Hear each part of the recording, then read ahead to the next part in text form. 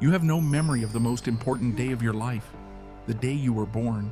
No sound survives, no face, no first breath, no first cry, no hands that caught you, nothing. You were fully conscious, fully alive, and yet none of it exists inside you anymore. Most people assume this is simple forgetting, the way you forget what you had for lunch 3 Tuesdays ago. But the real answer is far stranger than that. Your brain didn't lose those memories. It never filed them away in the first place. This gap has a name. Scientists call it infantile amnesia, and it doesn't just erase the day you were born. It swallows almost everything before the age of 3 or 4 and blurs most of what happened before 7. Try right now. Reach for your earliest memory. Chances are it's a fragment, a kitchen, a dog, a fall from somewhere high. Nothing before it. Nothing connecting it to what came before. Just an island floating in fog. For over a century, the leading explanation was Freud's. He believed those early years were too emotionally dangerous to remember, that the mind buried them on purpose. But modern neuroscience tells a very different story, one that has nothing to do with danger and everything to do with construction. Your brain, when you were born, was not a finished machine. It was a machine still being built. Psychologist Patricia Bauer, who has spent decades studying how memory develops in early childhood, found something surprising. Toddlers can absolutely form memories. Ask a 2-year-old about something that happened yesterday, and they can often tell you. The memory exists, it's there, briefly, but it doesn't last. Bauer's research suggests the young brain builds memories using scaffolding that hasn't finished forming. So most of what gets recorded gets overwritten or simply dissolves before it can become permanent. Why would evolution design a mind that erases its own beginning? The answer sits in a part of your brain called the hippocampus, the region responsible for stitching moments into long-term memory. At birth, it is nowhere near finished. New neurons are being generated there at an explosive rate, faster than at almost any other point in your life. And that rapid growth may be the very thing erasing your earliest memories. In 2014, neuroscientist Paul Frankland and his team at the University of Toronto ran an experiment that reshaped how we think about this. They studied infant mice, whose hippocampi grow new neurons just as furiously as a human baby's.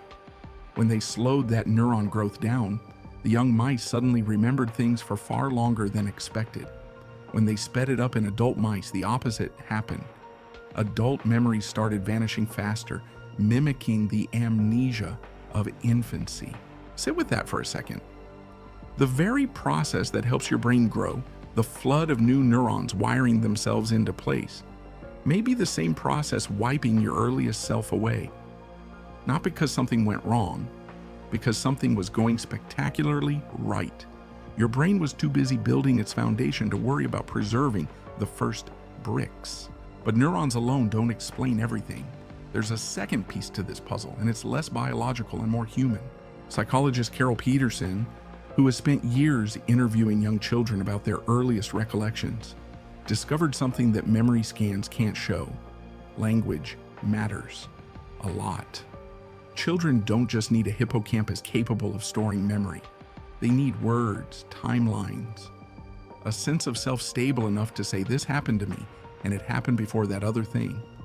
Before a child has a firm grip on language and self-identity, around age 3 or 4, experiences don't get organized into the kind of narrative structure memory needs to survive.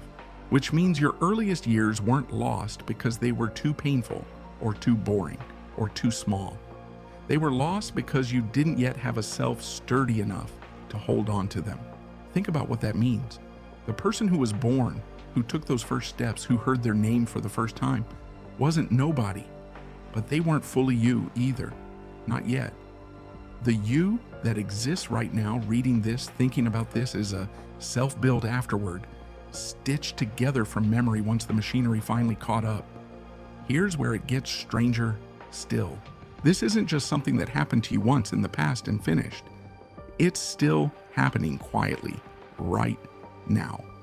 Every single day, your hippocampus generates new neurons, far fewer than in infancy, but the process never fully stops. Some researchers believe this ongoing neurogenesis may play a small role in why memories from years ago feel less vivid than the ones from last week, why the past keeps softening even as the present sharpens. You are, in a very real sense, always slightly forgetting, always slightly under construction. And there's a strange comfort hidden inside that. If your earliest self dissolved not because it was flawed, but because your brain was doing exactly what it needed to do to grow into someone capable of remembering it all, then forgetting isn't failure. It's the price of becoming someone. Every person you've ever met carries the same invisible wound, a birth they cannot recall, a first laugh, a first fear, a first taste of the world. Gone, not stored anywhere, not hidden in some locked room of the mind waiting to be hypnotized back into view. Simply never saved. It's one of the only experiences every single human being on this planet shares completely, and none of us remember sharing it. So the next time you look at a photograph of yourself as an infant, someone else's memory of you, not your own, notice the strangeness of it. That is you. And it is also, in the most literal neurological sense, a stranger, a version of you that existed before you existed, in the way you understand existing now. You spend your life building a story out of moments your brain decided were worth keeping. Most of what happened to you is already gone, filtered out before it ever had a chance to matter. What survives isn't the truth of your life. It's the version your still forming mind judged strong enough, clear enough, connected enough to carry forward. Which raises an uncomfortable question. If your very first years, the years that shaped how you attach to others, how you respond to fear, how you trust or don't trust the world, are the years you can't consciously access at all, how much of who you are today was written before memory even began? You didn't choose the years you can't remember, but in some quiet, invisible way, they may have chosen you. So no, you don't remember the most important day of your life. Nobody does. But maybe that's not the tragedy it first sounds like. Maybe it's proof that becoming a person was never about holding on to everything. It was about building a mind strong enough finally to start keeping some of it.